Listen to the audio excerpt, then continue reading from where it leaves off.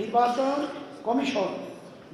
Commission, জনপ্রশাসন, police, দুদক ও বিচার বিভাগে সংস্কার জরুরি হয়ে দাঁড়িয়েছে।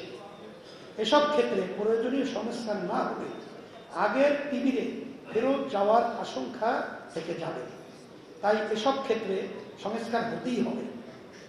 নির্বাচন ব্যবস্থা সংস্কারের ক্ষেত্রে আমরা বিশ্বের 90টিরও বেশি দেশে অনুসৃত সাংখ্যানুপাতিক পদ্ধতি পিআর নির্বাচন পদ্ধতি দাবি করেছি।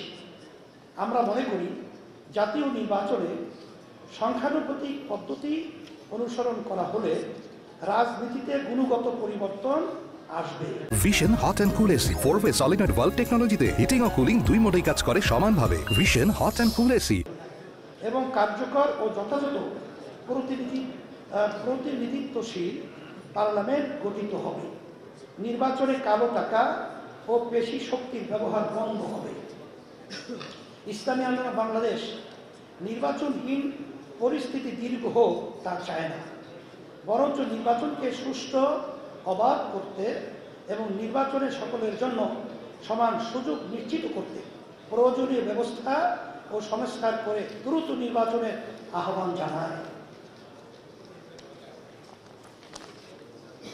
ইসলামী আন্দোলন বাংলাদেশ পতিত ফ্যাসিস্ট স্বৈরাচারের আমলে অপরাধীদের যথাযথ বিচার নিশ্চিত করার জোর দাবি জানাচ্ছে। কারণ তাদের বিচার না হলে মানুষের রক্তের দায় জাতিকে প্রজন্ম থেকে প্রজন্ম তাড়া করবে। তাই যথাযথ তদন্ত সাপেক্ষে অপরাধীদের বিচার দ্রুত করতে হবে।